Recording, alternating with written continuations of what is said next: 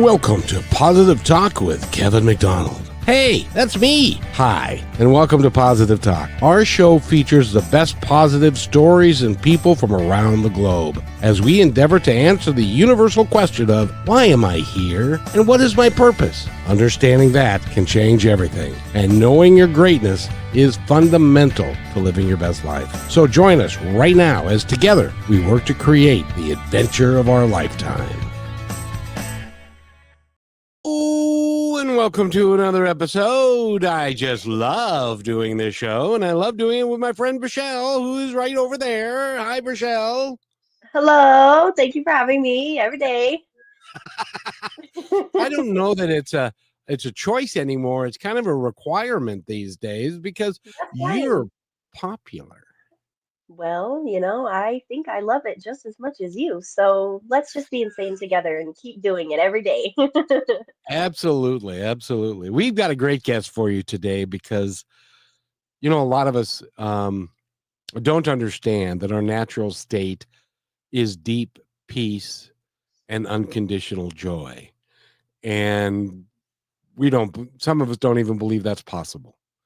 And our guest today, her name is, I'm going to have her give us her full name.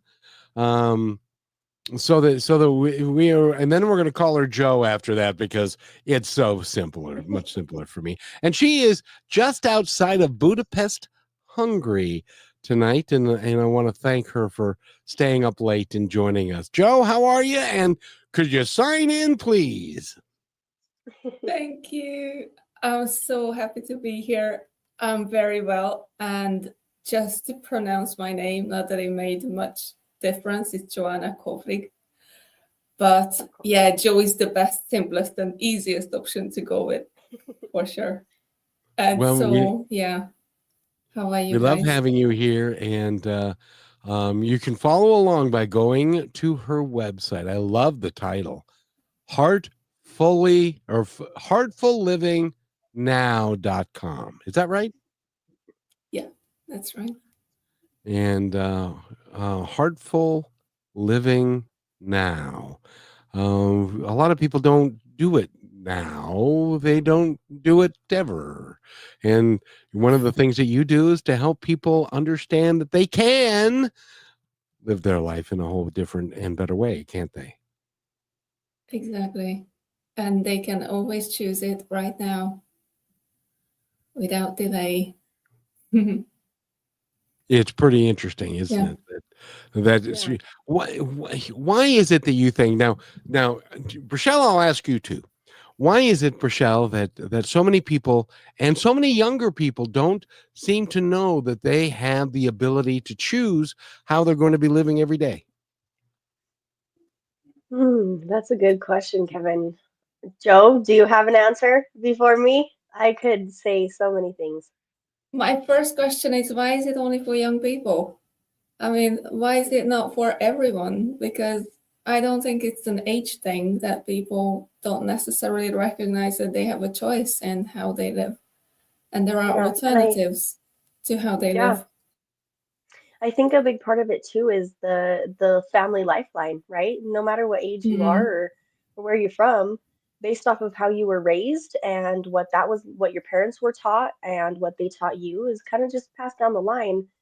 And to realize that it can be different, I think the first step in really being able to move into that change is acknowledging that you want it and it's going to be good for your health all the way around and for other people as well. But so many Yeah. people, Mm-hmm. Joe, so many people don't believe or feel like that's a real thing. They get used to their life and the stories that people have told them, and you ain't so hot, you ain't so good, you ain't so tall, you ain't so short, and all the things that people tell us, so that people don't actually believe that you can live a life that you choose to live. And I know that's your work, that you help people understand that in a better way. How do you go about doing that for somebody that is like, oh no, woe is me? I call it the Eeyore syndrome. You Oh, yeah. Oh, Can I why Poor me? I me. don't know. It's so exactly? terrible. And, Can I and reply to this with a little story that is actually true? It's not my. please do. It's one of my favorites because I think it describes humanness so beautifully. And this is a story from Thailand from 1755, I think, mid 1700s, basically. The Burmese army was invading Thailand in those days, and they were looting everything. They were killing everyone, and they literally took everything that looked valuable. And a couple of monks heard about this in a monastery, and they had a massive golden Buddha statue. And they were wondering, like, what's going to happen to this? So what they did was they covered it up with plaster and just put some little like decoration on it. But all in all, it didn't look anything valuable after that. And sure enough, the invaders came, they looted everything, they killed everyone, but they didn't bother about the Buddha statue because it didn't look valuable. And 200 years passed, this monastery remained in ruins. Nobody came by, like nobody bothered looking at it until a couple of monks started to like relocate it.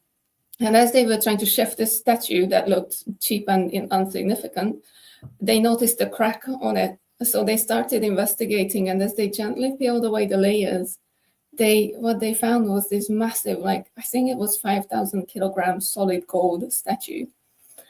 And I don't know what this story is telling you, but this is pretty much how we are. We are all born as this golden Buddha, pure and innocent, and that with that divine spirit. And then life comes and our environment comes, just like Rochelle said, that, yeah, we have all these influences, all these imprints. Our brain is basically in theta brain waves. We function in theta up until the age of 7, for example, just to give a bit of neuroscience to this, which means that up until the age of 7, we are literally being hypnotized because that's what hypnotists use. And that's what I use in theta healing as well. We go into theta brainwave, and that's when we can really access a greater level of consciousness. Now, we function in that for 7 years. That means we are super influenceable. And that's everything that we face in life, everything we meet in life creates a layer of this plaster, because it's another layer added to our golden Buddha nature. And by the time we grow up, we are so identified with this layer of plaster that we never even question if it's true or if it's us.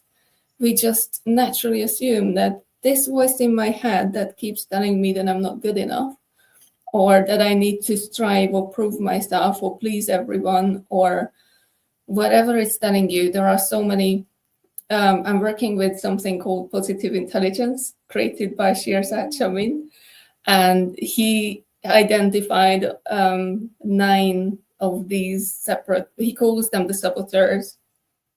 That's where I got the Buddha story from also. And basically, we create these saboteur mechanisms which are helping us to survive our childhood. So at some point, they really served us. They were useful. But when we grow up, we don't need them anymore. However, we still keep functioning from this place of survival mechanism, which is the plaster on the golden Buddha, basically. Yeah. So for all those people who think that nothing else is possible than whatever the world is telling me or showing me or whatever I see on the news, the question is, have you ever stopped and questioned that? How do you know it's true? How do you know it's true that that's the only available choice? Would you be open to question? Yeah, that's powerful. Well, and most people would say it was because that's what my mom said and my grandma said, and so Exactly. it's got to be true. Exactly. Yeah. Very good point. However, does that make it true?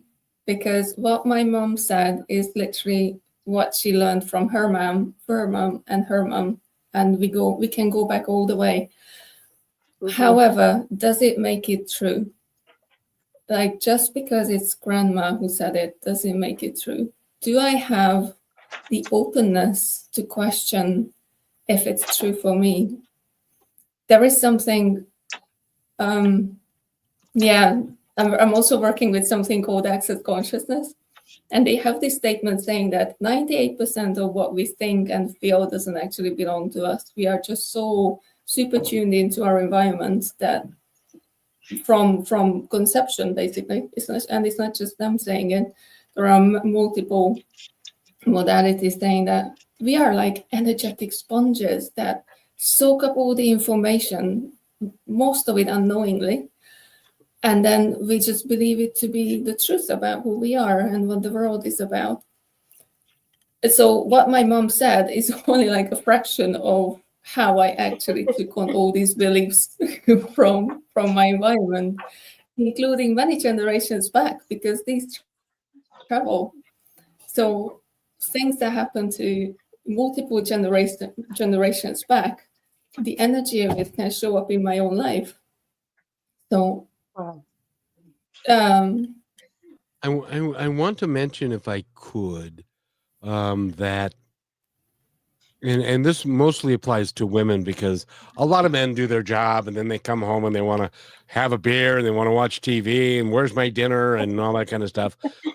Life on the other side is taking care, going to work, taking care of the kids, making sure they have dinner, make sure husband is happy and that he's got dinner, and they're doing all of these things for other people.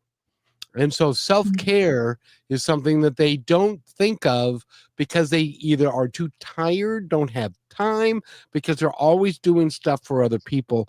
And then when they do want to have self-care, they feel guilty about it. Why is that? Exactly.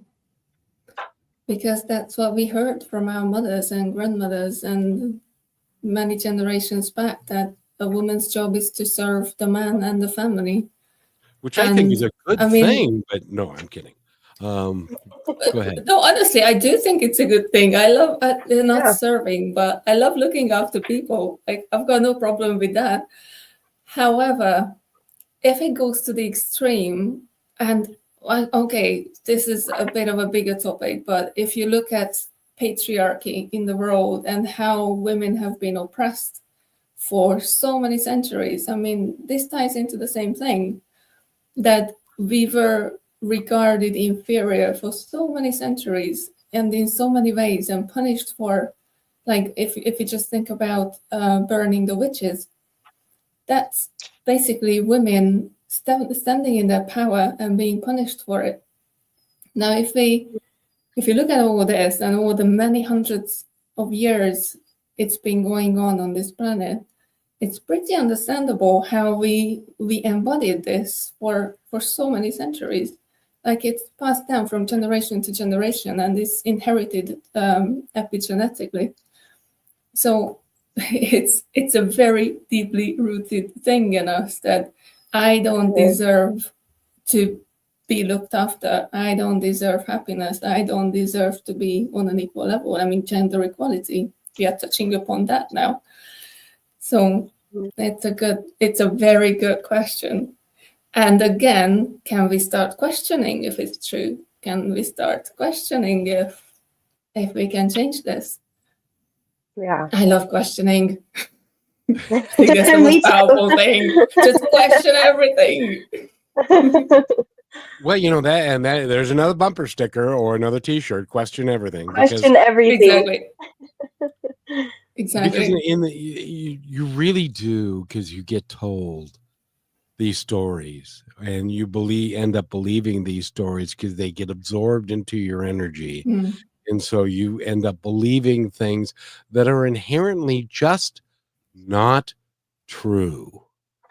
So it doesn't, and Michelle says, to you are a beautiful soul, Joe, Joe, you are a beautiful soul.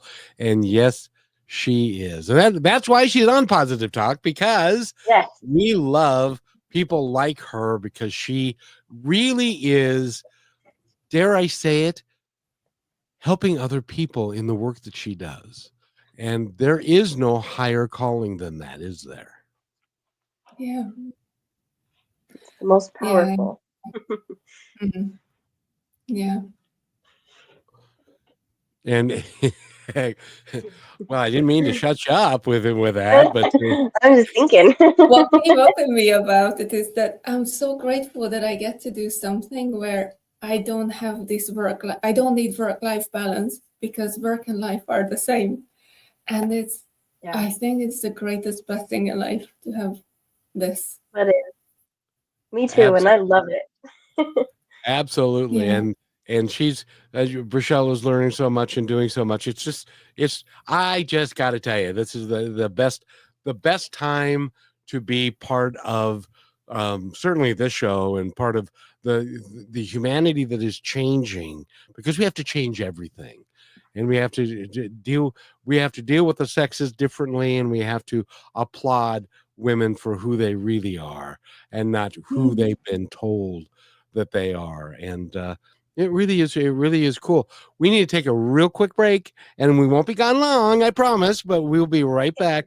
More with Joe. Go to her website, which is heartfullylivingnow.com. Yeah, that's right. And Almost heartfulliving.com. Yes. oh god, Heartfullivingnow.com. did I screw it up Close enough. again? Yeah, Uh, that's close enough. I mean, you'll find it eventually. Exactly. so we'll be right back with Michelle and Dum Dum. Are you looking for a powerful way to grow your brand while making a real difference? Well, Positive Talk is the perfect platform to align your message with inspiration, hope, and meaningful conversations. By sponsoring Positive Talk, your brand will reach an engaged audience that values positivity and connection. People who want to support companies that share their values. Take this opportunity to showcase your business in a space that uplifts, inspires, and creates lasting impact. Don't wait. Email me, Kevin@kmmedia.pro today to learn how you can partner with us and spread positivity while growing your brand. And welcome back to Positive Talk with Kevin McDonald and Rochelle. And Rochelle, what's the website again? Go visit Joe's website at heartfullivingnow.com and question everything. That's right. And Michelle is getting excited about this show, and she says she loves us, and that and you are so beautiful. I know she's talking about the two of you, but and she and Michelle says, yes, I'm talking about the two of them, and stuff. So, Well, we love you, Michelle. Thank you so much for being here. There's a lot to learn. there is indeed. And the work that you do, well, we haven't really got into it, so tell us about the work that you do. How do you help people? Well, there are so many pathways actually to go. One of them I got quite deeply immersed in is this work of positive intelligence, because it's offering a very, very simple way for people to start experiencing that golden Buddha that lives inside. Like, for absolutely anyone who never touched upon meditation or have nothing to do with spirituality, it's completely open to all walks of life. And yet these very profound, little, simple exercises can really give that experience of what it's like to be now, what it's like to be present in the now, what it's like to be present in my body, what it's like to somewhat quiet my mind. I mean, I know that's a big thing, that's a big journey to get like that complete silence inside, but at least get that moment of peace. And I just wrote a blog post about it, what it's like to live from fear and live from love. And this is exactly what positive intelligence is doing. It's giving us this experience of what it's like to live from love, and that what that means from neuroscience is what it's like to activate that part of the brain that is more connected to that divinity, that that intuition, basically. They just call it the sage brain because that's where our inner sage lives, or that's where our golden Buddha lives, or call it whatever. I don't want to make it any religious dogmatic thing, because the whole point is that it's so widely accessible. So that's one thing I love working with, because there is the 6 weeks program that we guide people through, which is an app-based program that through which they learn how to recognize their saboteur mind, because it's basically these two forces playing in us. We've got the fear-based survival brain, which is all these saboteur voices, like the victim, for example, or the stickler. I can speak of mine. My strongest was the victim, the avoider, and the controller. Like, all of them have these characters. And you can take a test on their website. It's free, and it's like so awakening. It's like, oh my God, this is exactly what I'm doing. This is exactly what I'm thinking. How did they know that this is how I function? And this 6 days course is really guiding us through of really recognizing the fear-based voices and how they are telling us so many lies about who we are, about how life works, about how I need to strive more, or be more perfect, or be more like avoid responsibility more just to have fun, all the while really creating a lot of problems for myself. So it's very detailed.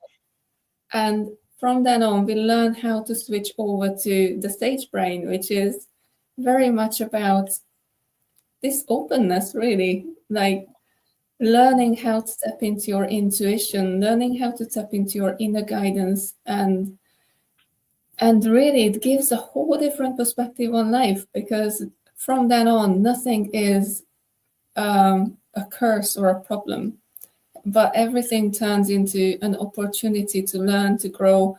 And I don't mean it in this toxic positivity way that, oh, everything's just all fine, because no, we do have struggles, we do have challenges, we do have difficulties to overcome. And that's normal, that's human. The question is, how long do I dwell in there? Am I going to spend my entire life in this victim identity, or am I going to just notice it and switch over in a minute? I mean, these are two extremes. See, but that's the key.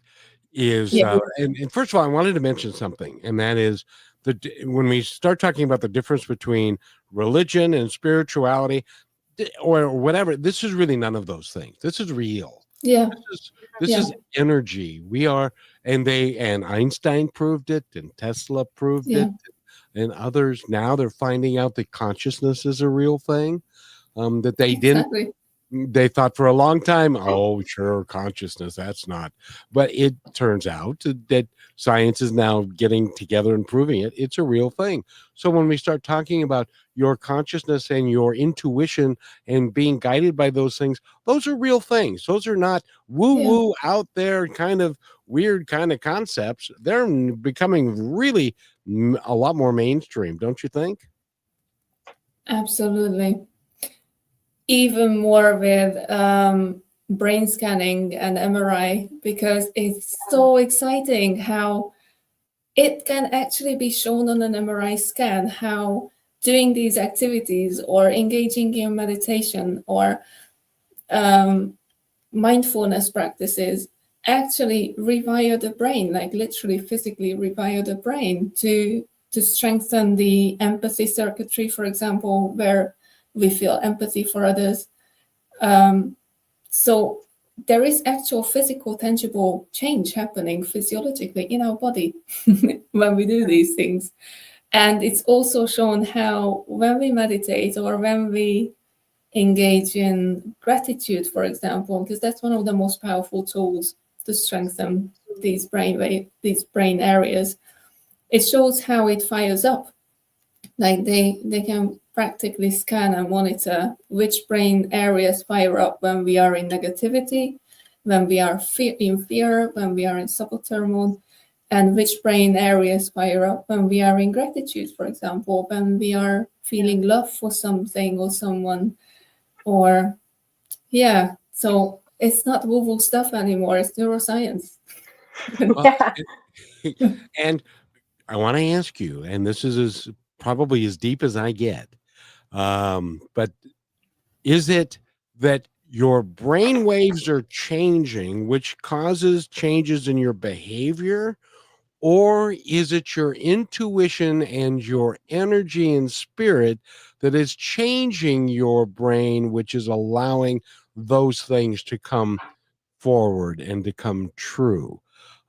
Because there's you have is it your brain that does it, which is gray matter and electrons and all that stuff, or is it your intuition and your guidance system that is changing your brain, which is then becoming apparent to the scientists?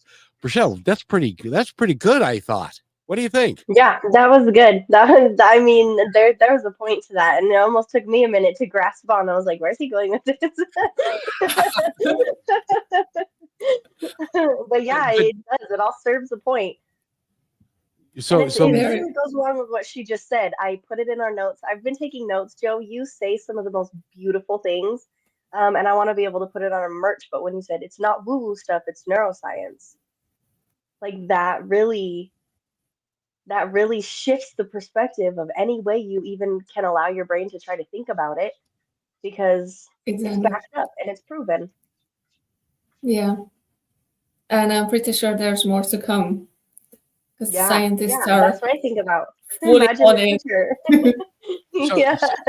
So let me give you guys an example of, and this just came to me, and so let me advance it.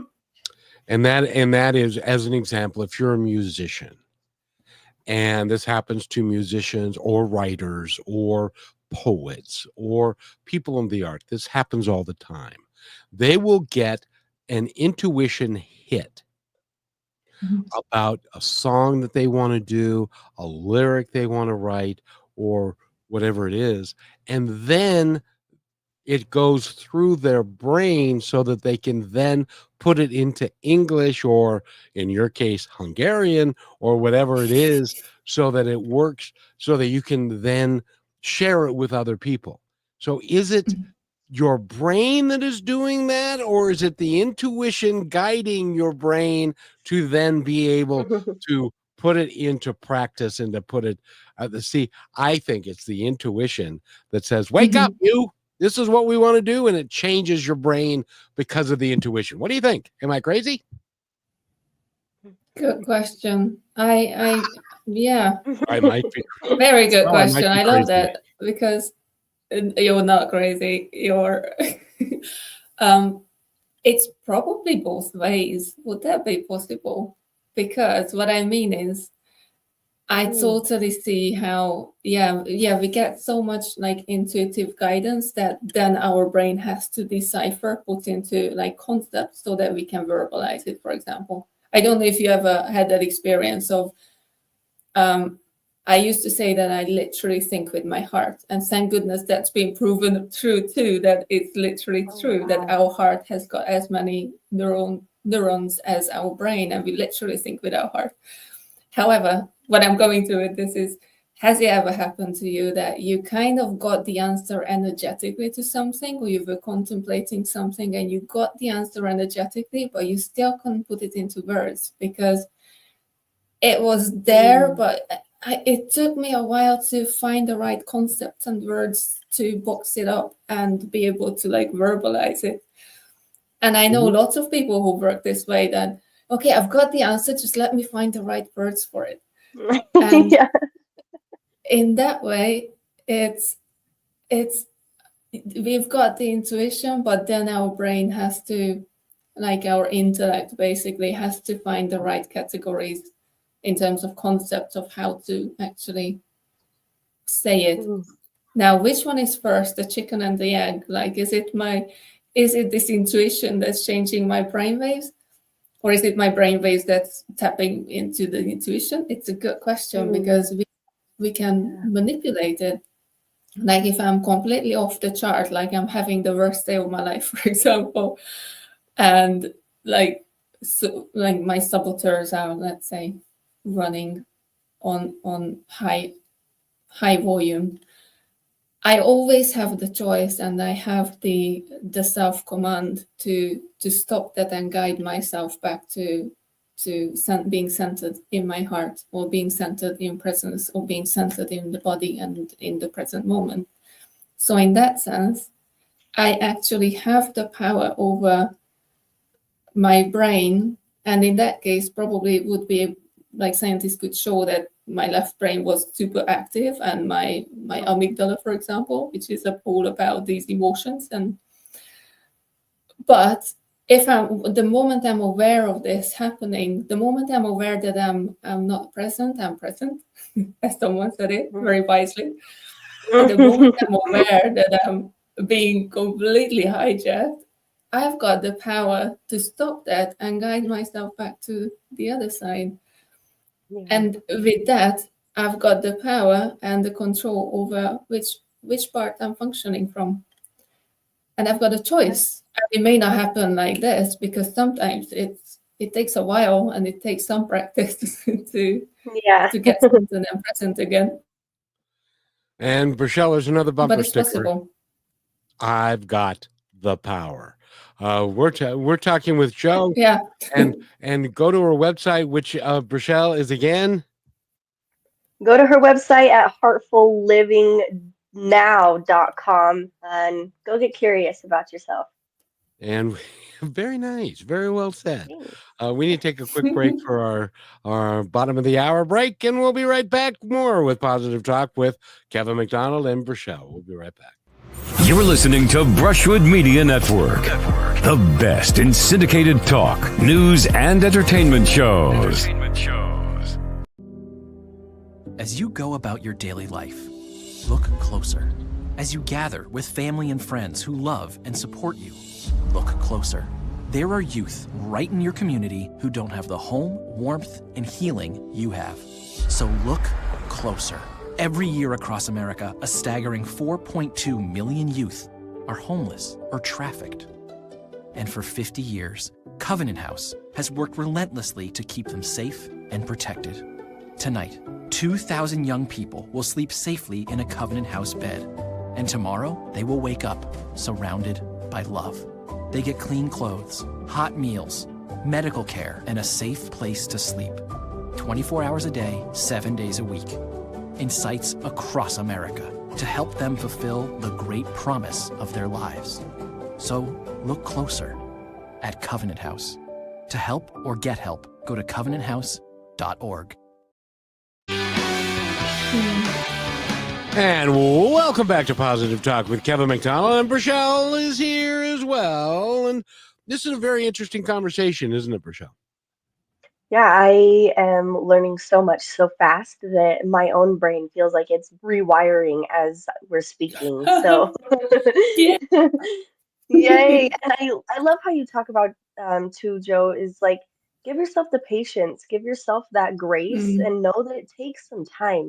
Like you don't just flip a quarter and you have a brand new house. It's you got to put the work into the house, and I think a lot of people miss out on that. When you work with people, have you ever had an experience where you noticed like you had met one person and after working with them, they were like somebody completely new? Completely different. Probably not completely different, but I have noticed like shifts and changes along the way of becoming more open, more spacious, more aligned with what they want or where they want to, like who they are actually, because it's more consciousness. The consciousness you were talking about, what was that called? Access conscious, unconscious? Access consciousness. Yeah, can you tell me a little more about that? A little more, because I'm quite new to it. Okay, no worries. We'll learn with you. It changed my life so quickly that I'm quite hooked on it right now. Basically, I love their definition of consciousness, which is consciousness where everything can exist and nothing is judged. that in itself I find very powerful. And they are also saying that question everything, living questions, because the moment you think you know the answer, you're limiting yourself. This is one of their most powerful tools that I found, that instead of focusing on finding an answer, how about I just simply keep the question open, so that I open up the box and basically allow more possibilities to come into my reality than what I could think of before. That sounds so interesting. I could actually I can trace it back to neuroscience as well. It's not from access consciousness, it's from my mind body training, because we use something called lofty questions. And lofty questions work on the basis of, if I hold a question, for example, well, let me step back one more. Very often we hold questions unnoticing, or like not even being aware of it. Things like, why am I so miserable? Why am I so unlucky? Why am I such a loser? For fuck's sake. Sorry, but so why am I so and because of that, our brain has a little neural something, couple of neurons at the back of our mind, like at the back of the brain, called the reticular activating system. And the job of the reticular activating system is to constantly scan the environment and only let things into our conscious awareness that matches our belief systems. Let it be conscious or unconscious belief systems. That's why I find that with theta healing, we work a lot with subconscious beliefs, because they really shape our world and our reality. And the way it works is, we've got this little bunch of neurons that are filtering, because otherwise we would go crazy. I mean, we can't possibly process all the information that's around us consciously. So it's doing a good job. However, when we hold a question like, why am I so miserable? Then I'm literally telling that bunch of nerves in my brain to scan for the answers. Like, why am I so miserable? Well, here you go, it's raining. Well, you've got a miserable neighbor. You've got a you've got a boss, like whatever. So whatever question we hold, we give a what is it? We tell our brain what we want answer for, and our brain doesn't ask like, are you sure? It doesn't second guess, or doesn't override what we ask it to do. It just does it. So why not change the question and ask the question, why am I so happy? Why am I so fulfilled in my life? Why am I so present in my life? Why am I so abundant in life? Why am I so, and fill in the dots. Why am I so inspired every day? Why am I surrounded with amazing, loving people? Same thing. Our brain is not going to question why we question these things. It just gets the order and it will start scanning for the information.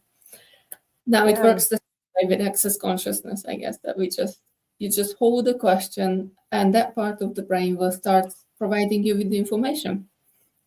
And it works like that is simple. So cool. Yeah, it is so simple, but it's so magical, like you said. Yeah. And again, it sounds woo-woo, but neuroscience is proving us now, like, how it actually works. Well, and when we talk about things like the law of attraction and those things that they are now proving, that it is true.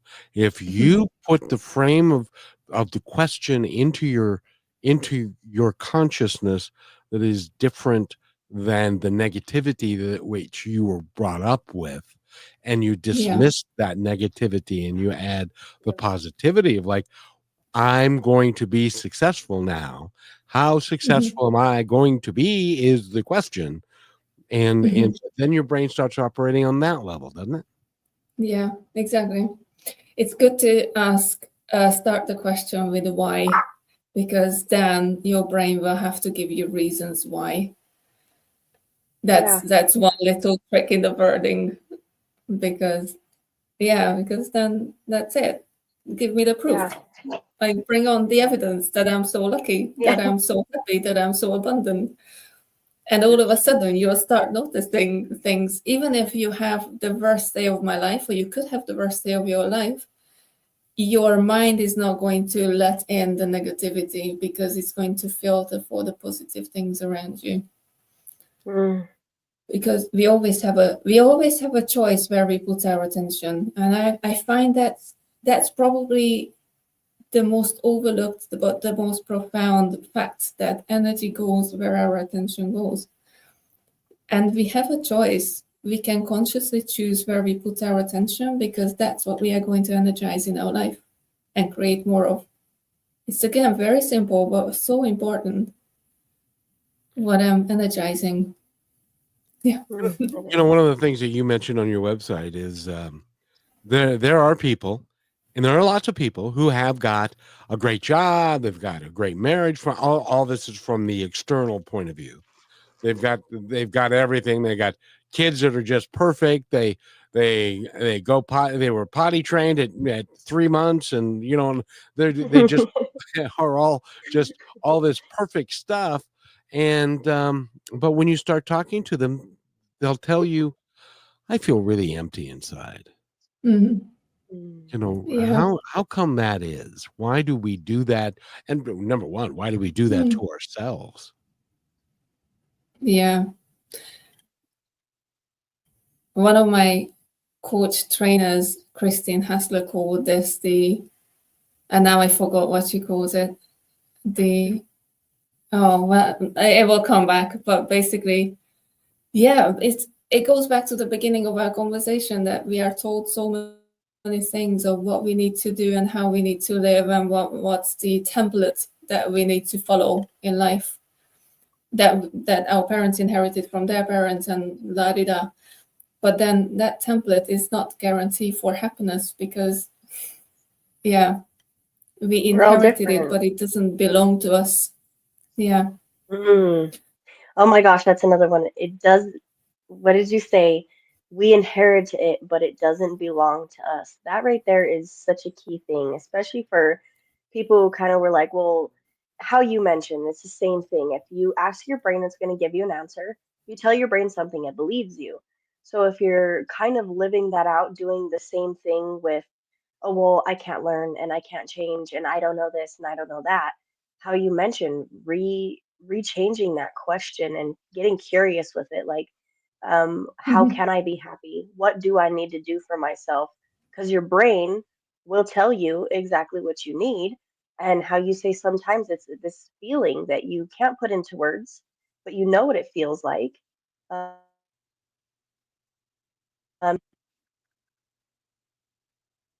they say you get lost in the sauce.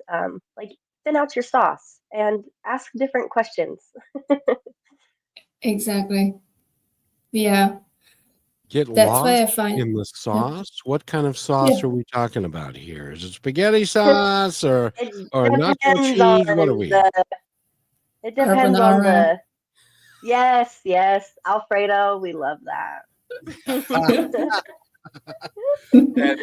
and I imagine that you have got some of the best food in the world in Hungary. I'm not sure if in the world, but we've got some good food. Mind you, having said that, I always go to a Thai restaurant whenever I can, so it's well, and it's all a matter of perspective what good food is.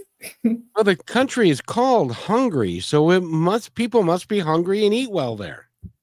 Exactly. Yep. We need to. And by the way, we're talking with Johanna, and her website again, Rochelle, since I can't apparently read, is. Oh, yes, you can. Yes, Kevin, you did so good the first time. Don't bomb yourself out. But yes. Yes, go to Joe's website at heartfullivingnow.com and learn about your consciousness, because why not? Again. There's another bumper sticker. Learn about your consciousness, because why not? I can't think of any reason not to. So we need to take our 30-second break, and we'll be right back with Joe from Heartful Living. We'll be right back. Last week, Brandon met a girl on a dating app. One day after work, he finally found the courage to ask her out. No answer.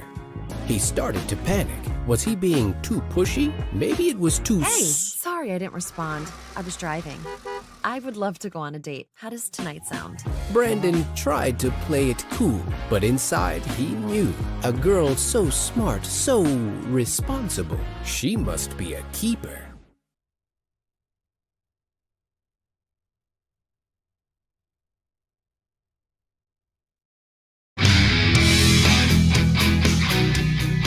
And welcome back to Positive Talk. I'm sorry, I just love that song. I love playing that every time.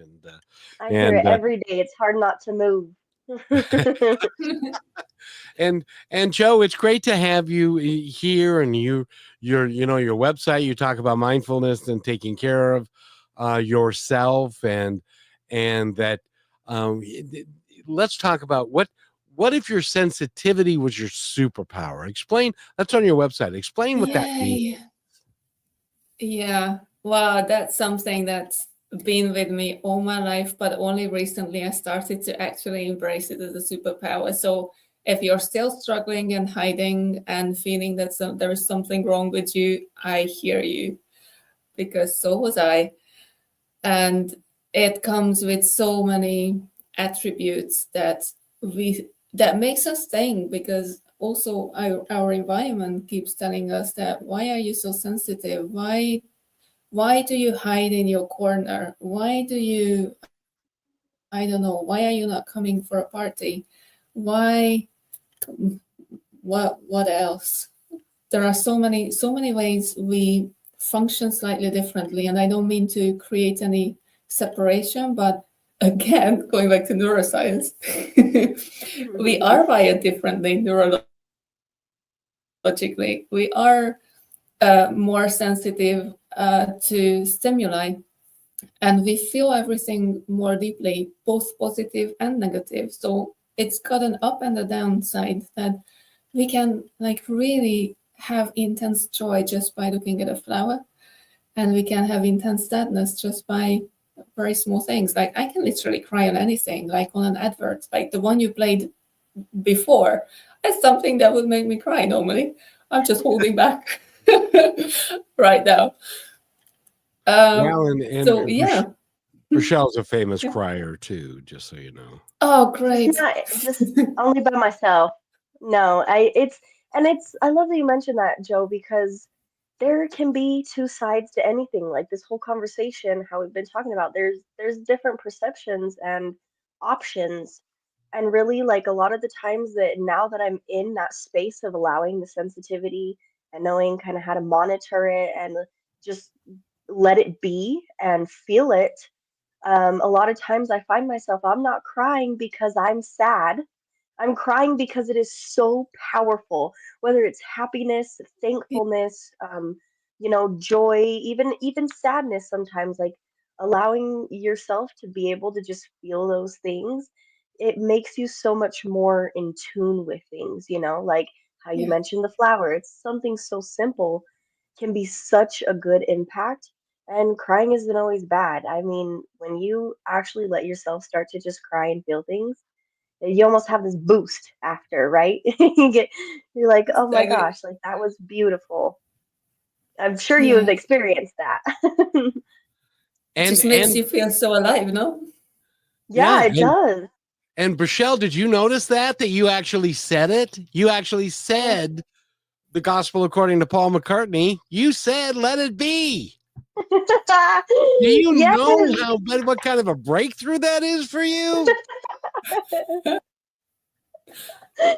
Yeah, see, look at me, Kevin. I told you. And you know what? It does. It takes time. It takes practice. Like it's consistency, discipline, to get yourself to really be able to stop in a moment of anger or sadness or something that's Mhm. overwhelming you and just try to breathe, without sheltering yourself. But to let that come Yeah. through, and like Kevin always tells me, let it be. Just really let it be. And that's when you connect with yourself. That's one thing I was going to ask you is, I think such a difference than we notice in other people is when they're disconnected with themselves and then when they're connected. Mm. Yeah. And I wanted to ask, like, what are some of the biggest pinpoints of the reward you've experienced since you have met yourself and been able to just kind of love her and be with her all the time? Hmm. You know what? Probably a deep sense of just peace because I'm not trying to Yeah. escape anything. Mm. It's that kind of embracing it all. And I know it sounds very cheesy in a way, but That's okay. really about like a peace, a contentment, and that kind of like inner calm that it's okay. It's okay to be Yeah. this way. And when you give yourself permission to just be whatever way you are, that is so liberating, so It incredibly is. liberating and empowering that it's okay. And no matter what people say, that it's not right or it's not how I should be, it's only Yeah. their perspective. It's about them, it's not about me. And I know Mm. this is, again, it's easy to say, but it's a lot more difficult to actually register it on a, like, embody this, that Yep. it's about them, it's not about me, because it can still hit sometimes that, oh Yes. yeah, it works differently, me, and what do I do with it? But Have you still, ever heard of the saying, "It's none of my business what you think of me"? oh, Mhm. that's a good one. That's a bumper sticker one. Yeah.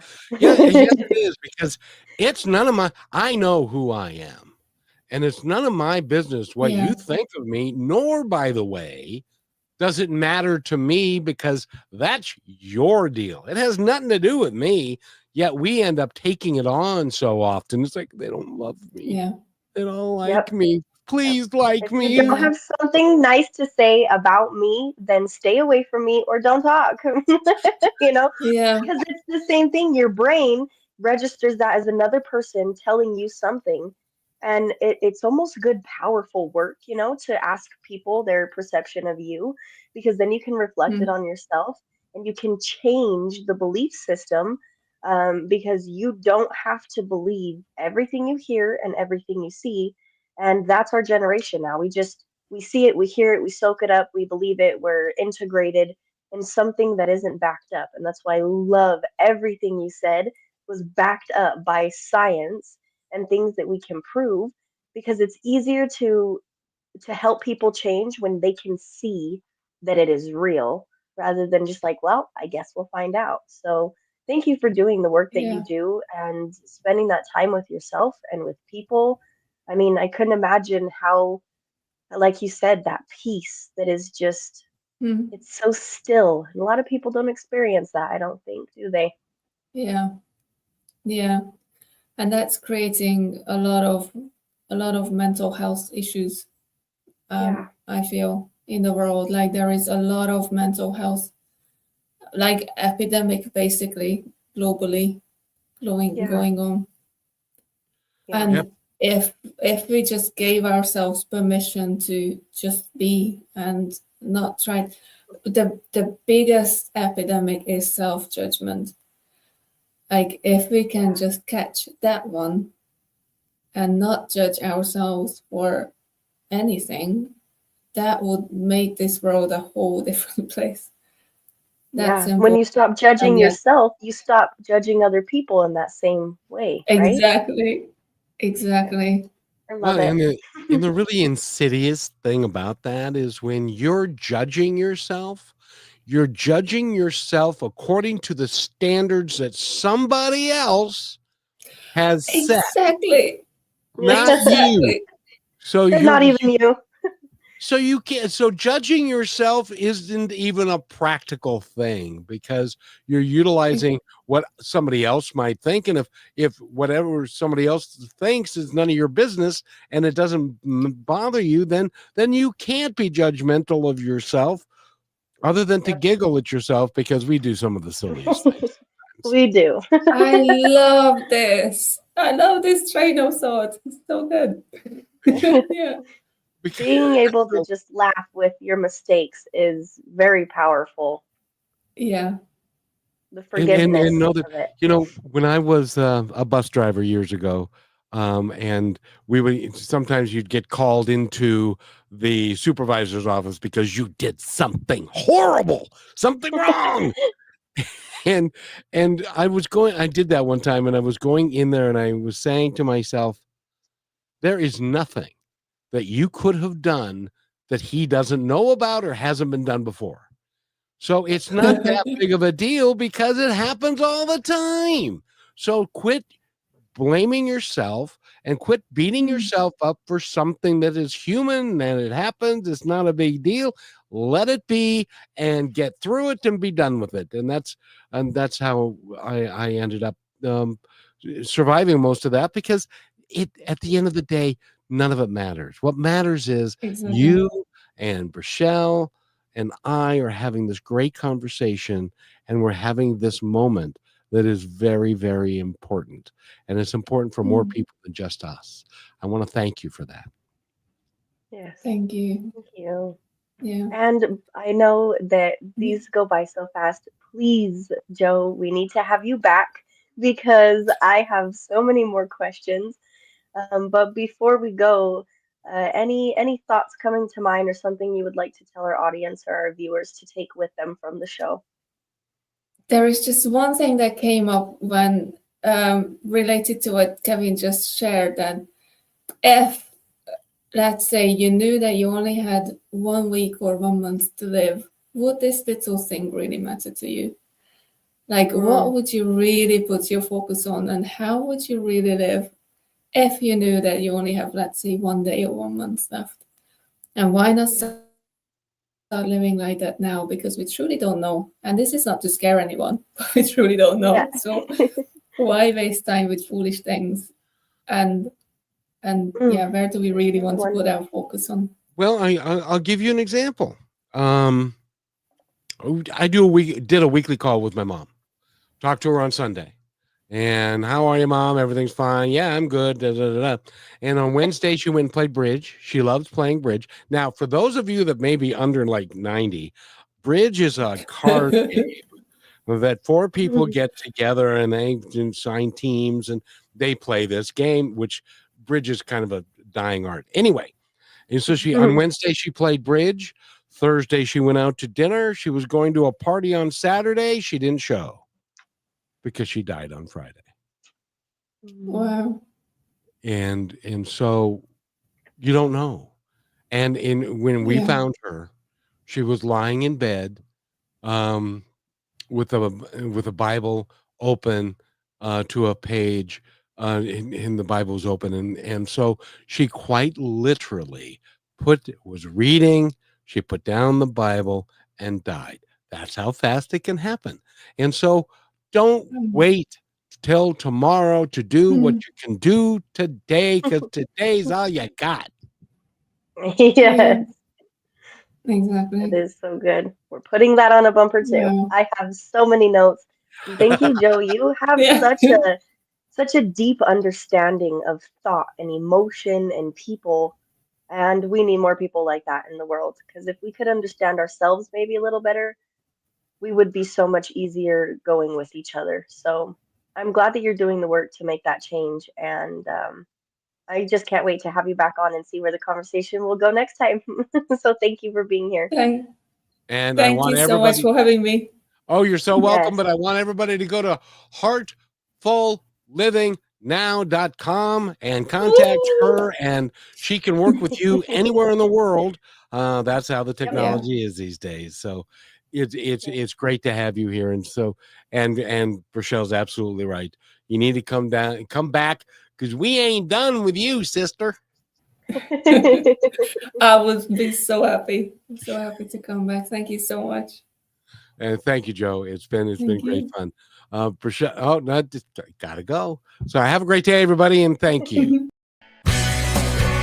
Thanks for listening to this episode of Positive Talk with Kevin McDonald. Our purpose is to provide everyone with a positive, entertaining, and educational experience. I would love your feedback and comments about the show, including possible topics and great guest suggestions. Please email me at kevin@kmmedia.pro.